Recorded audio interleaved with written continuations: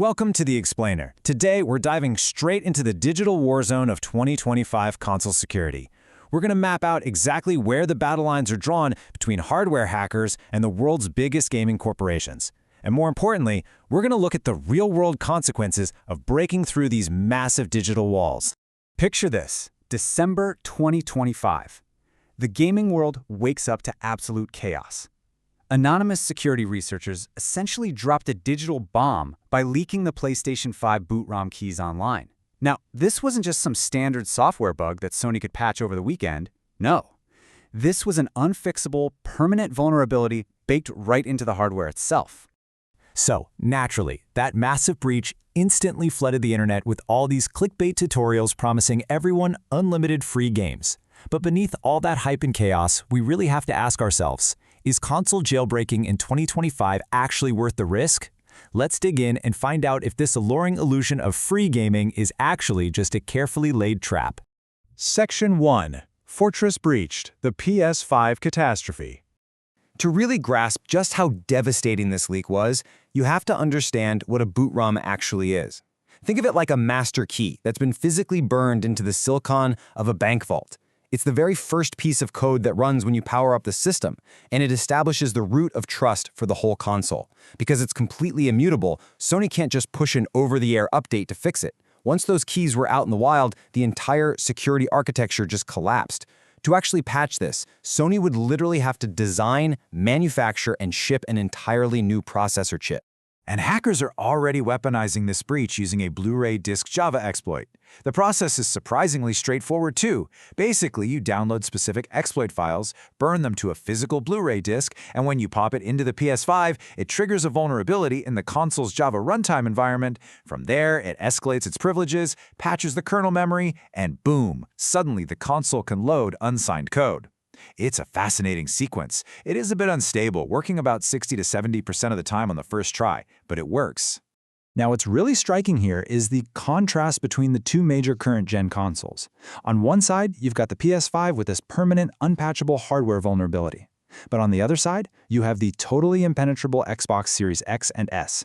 Microsoft essentially built a virtual nuclear bunker. They use hypervisor isolation, which basically traps the operating system inside a virtual machine sandbox. Couple that with always-online cryptographic verification that forces the console to phone home to Microsoft servers every 24 to 48 hours, and, well, you have a system that remains completely unbroken. Moving on to Section 2. The Conquered Castle. PS4's Golden Age. So, while the PS5 is just starting to crack, the PlayStation 4 is fully conquered. After more than a decade of serious security research, we've arrived at what's basically the golden age of PS4 jailbreaking. Right now, Goldhen 2.4 on firmware 13.00 gives you an unprecedented 95% plus stability rate. It manages to bypass incredibly complex security layers like kernel address-based layout randomization and even hardware-level memory protection. It's totally transformed the aging PS4 into this incredibly stable homebrew paradise. Section 3. The Physical Breach. Switch mod chips. Over in Nintendo's camp, things are a whole lot messier. The modern Switch mod chip market in 2026 is frankly brutal. Since Nintendo patched out the older software flaws in the OLED, Lite, and V2 models, you can't just run an exploit anymore. You have to physically intercept the console's processor communications. Whether you use an SX core, an open-source Picafly, or a Hofly, you're looking at extreme microelectronics installation. We are literally talking about soldering onto 0.3mm pitch pads. For DIYers trying this at home, the failure rate is a staggering 40%. Make one tiny mistake with your soldering iron, and you've permanently destroyed your Switch's motherboard. And the stakes are way higher than just a botched soldering job. Look at Nintendo's unprecedented new policy. Historically, if you got caught, companies would just ban your account from playing online. But Nintendo's updated 2025 Terms of Service strongly suggest they reserve the right to remotely and permanently destroy the actual hardware used for piracy. They are basically threatening to turn your modified $350 device into a completely useless paperweight. Section 4. The Unbreakable Fortress. Xbox Series X and S scams. Now, because the Xbox is still unbroken, it's an absolute breeding ground for scams. If you search online for a jailbroken Xbox, you are going to find sellers promising the world. Do not fall for it. Let's break down the major red flags.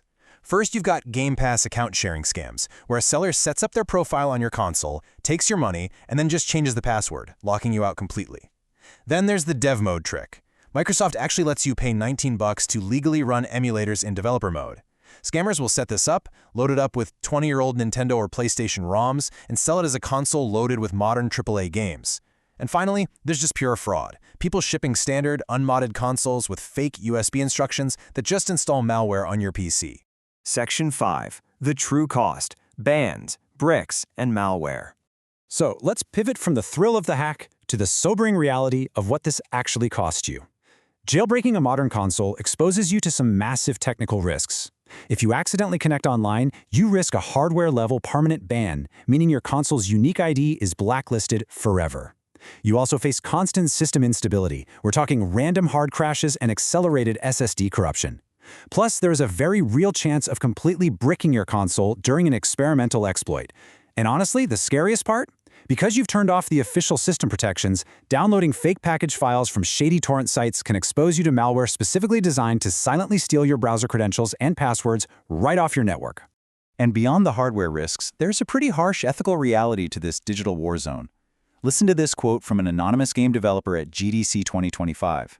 People usually think piracy only hurts these massive, faceless corporations, but the data tells a completely different story. It directly impacts independent studios. Think about it. An indie developer needs 50,000 sales just to keep their studio alive. They only sell 10,000 copies, but their analytics show 200,000 pirated downloads. The result? That studio shuts down, and all those artists, programmers, and designers lose their livelihoods. Section 6. Future forecasts and the bottom line. Looking ahead, the next 12 to 18 months are going to be wild. Because that PS5 BootROM leak is unfixable, security experts are predicting an inevitable roadmap. Starting with beta custom firmware for developers in late 2026, we are on track to see stable, user-friendly, one-click PS5 jailbreak tools hit the public by the first quarter of 2027. Sony's only real counter-strategy at this point is to manufacture entirely new hardware revisions, but that means every single existing PS5 out there right now will remain permanently vulnerable.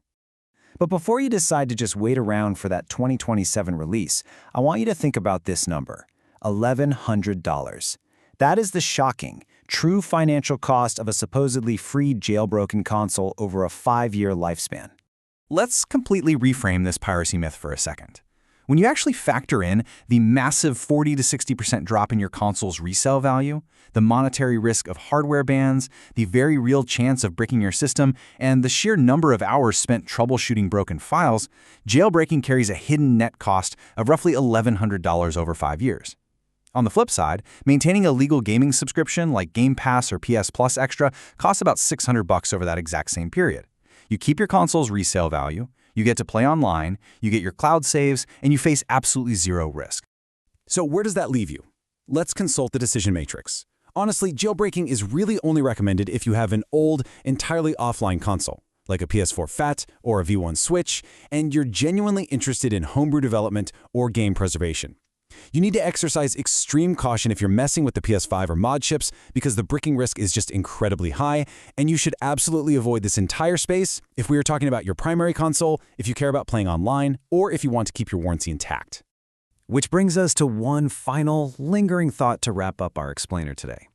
As these massive digital fortresses continue to fall and the hardware-level stakes keep getting higher and higher, are you really willing to risk your entire digital identity and a $500 console just for a free game? Or is the era of safe piracy officially dead? Thanks for exploring the digital frontier with us today.